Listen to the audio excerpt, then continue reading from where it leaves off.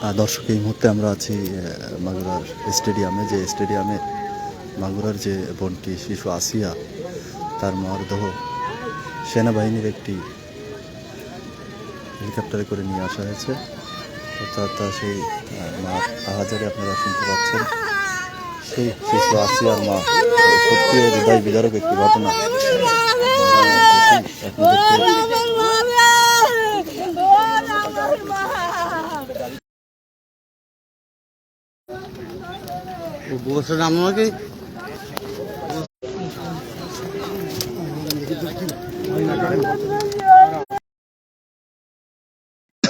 দর্শক, এই মুহূর্তে সেই আসিয়ার মরদেহটি নেওয়া হচ্ছে হনুমানী ময়দানে, যেখানে তার জানাজা সম্পন্ন হবে। তারপর তার গ্রামের বাড়িতে নিয়ে যাওয়া হবে, যেখানে তার দাফন সম্পন্ন হবে।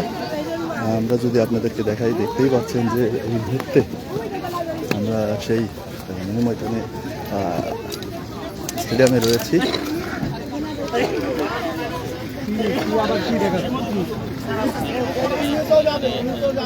বলছিলাম আমরা উপদেষ্টা মন্ডলীর সদস্য, তিনি বলছিলেন তিনি শোকাহত এবং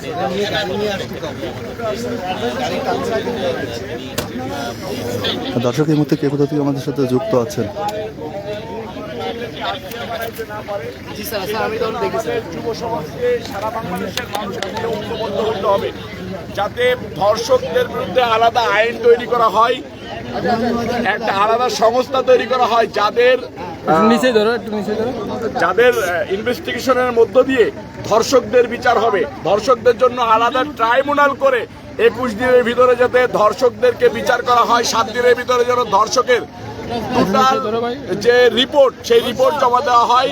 21 দিনের ভিতরে যদি ধর্ষকদের বিচার হয় এবং যদি ধর্ষকরা কখনো জামিন না পায়, তাহলে দেখবেন যে আর বাংলাদেশে ধর্ষণ হবে না।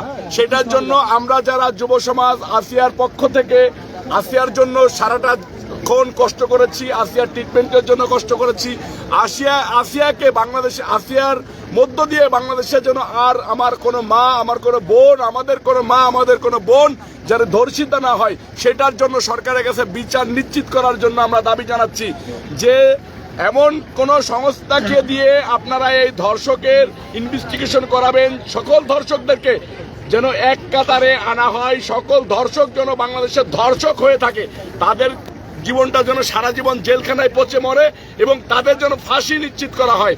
এটার জন্য আমরা যুব সমাজ ঐক্যবদ্ধ হয়ে লড়াই করে যেতে চাই। বাংলাদেশকে একটা সুন্দর বাংলাদেশ হিসেবে আমরা উপহার দিতে চাই, যে বাংলাদেশ দর্শক, এই মুহূর্তে দেখতেই পাচ্ছেন যে সেনাবাহিনী যে হেলিকপ্টার, সেটিতে করে কিন্তু আসিয়ার মরদেহ নিয়ে আসা হয়েছে, যেটি হনুমানী ময়দানে নিয়ে যাওয়া হবে। সেখানেই তার জানাজা সম্পন্ন হবে। সেই জানাজার পর তার গ্রামের বাড়ি সোনাকুণ্ডি, সেখানে নিয়ে যাবে। সেইখানে তার জানাজা শেষে তার দাফন সম্পন্ন করা হবে। আমরা যদি আপনাদেরকে দেখাই, দেখতেই পাচ্ছেন।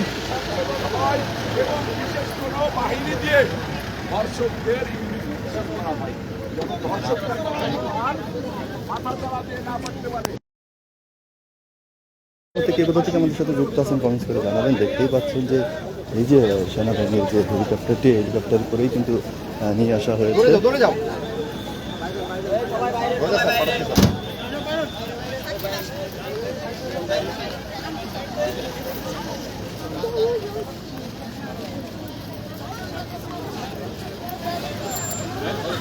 দর্শক, এই মুহূর্তে কে কোথা থেকে আমাদের সাথে যুক্ত আছেন কমেন্টস করে জানাবেন। আমরা আছি স্টেডিয়ামে দেখতেই পাচ্ছেন যে এই মুহূর্তে অজস্র মানুষ কিন্তু এখানে সমবেত হয়েছে।